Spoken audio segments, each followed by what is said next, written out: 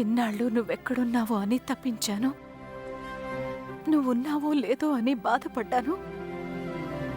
నిన్నెలా కలవాలా అని మదనపడ్డాను. నువ్వున్నావని ధర్మారావు గారు చెప్పగానే నా కలలన్నీ ఆశలుగా చిగురించాయి. నువ్వెవరో తెలుసని నిశ్చితార్థం రోజు నిన్ను నాకు చూపిస్తానని అను చెప్పింది. అను చెప్పిన దగ్గర నుంచి నిన్నెప్పుడు కలుస్తానా అని క్షణం ఒక యుగంగా ఆ రోజు కోసం ఎదురు చూస్తున్నాను నాన్న.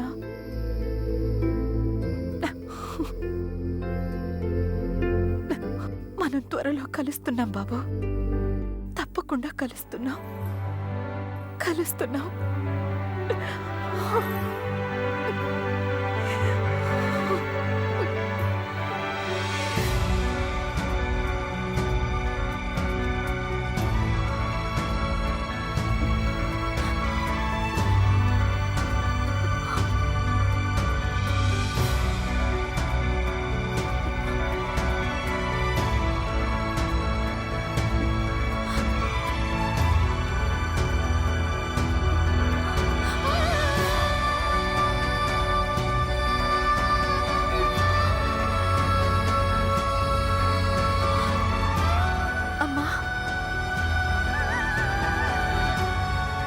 పెద్దన్నయ్యని కలుసుకునే అదృష్టం మనకి లేదమ్మా.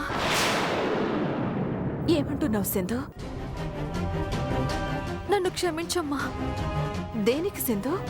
నువ్వు అడగద్దని చెప్పినా పెద్దన్నయ్య గురించి చెప్పమని చిన్నన్నయ్య నేను అడిగానమ్మా. చిన్నన్నయ్య చెప్పలేదమ్మా. నేనెంత రిక్వెస్ట్ చేసినా చెప్పనని చెప్పాడమ్మా.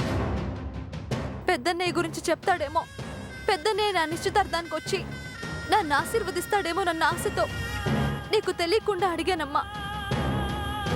కానీ చిన్నన్నయ్య ఎప్పటికీ చెప్పేలా లేడమ్మా.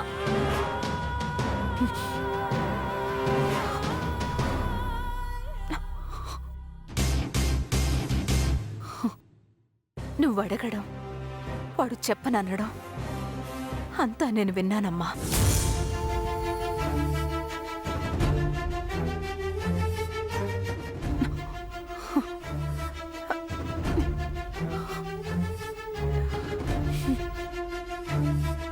బాధపడకమ్మా. నీ నిశ్చితార్థానికి మీ పెద్దన్నే వస్తున్నాడమ్మా. మీ పెద్దన్నే ఎవరో తెలుసని నిశ్చితార్థం రోజున నా కొడుకుని నన్ను కలుపుతానని అను చెప్పిందమ్మా. ఆ రోజు మీ పెద్దన్నయ్య వచ్చి తప్పకుండా నిన్ను ఆశీర్వదిస్తాడమ్మా. అను తెలుసని చెప్తే నువ్వెలా నమ్మేశావమ్మా? పెద్దన్నయ్య ఉన్నాడన్న విషయం అన్నయ్యకి ధర్మారావు గారికి తప్ప ఇంకెవరికి తెలీదు. నీకు నాకు తెలియని విషయం అనుకెలా తెలుస్తుందమ్మా? తనకి ఆంజనేయ స్వామి చెప్పాడని చెప్పింది. నువ్వు కూడా చిన్నపిల్లలా మాట్లాడతావేంటమ్మా? అనుకి ఆంజనేయ స్వామి చెప్పడం ఏంటి? అమ్మా, అలాంటి వాళ్ళది నిజమైన ప్రేమ కాదు, అది వ్యామోహం. ఎగ్జాక్ట్లీ చిన్నత్త. నిజంగా ప్రేమించుకున్న వాళ్ళు అలా చేయరు. ఎంత మనసు విరిగిపోతే కన్న కూతుర్ని పట్టుకొని మా దృష్టిలో చచ్చిపోయా ఉంటుందా తల్లి? అది సరే అమ్మా. తన కూతురుతో తన మాట అనేటప్పుడు ఆమె మాటల్లో వ్యథ, కళ్ళల్లో బాధ గమనించావమ్మా? పెద్దబాబుకు బర్త్డే విషెస్ చెప్పు కూడా వెళ్ళాం కదా. ఊరికే ఎలా కాలిపోతుంది? మంట పెడితేనో పడితేనో తగలబడుతుంది.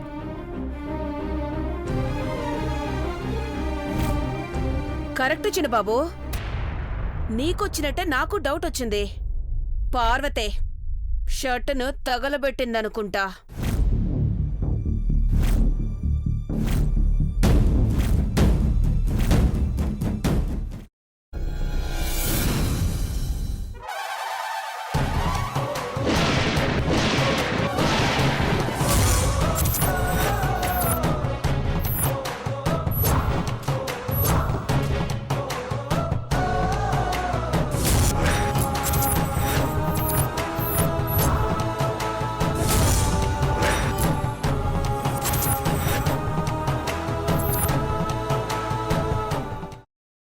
తర్వాత పొట్టు తీసేసి చాప్ చేసి పక్కన పెట్టుకోవాలి.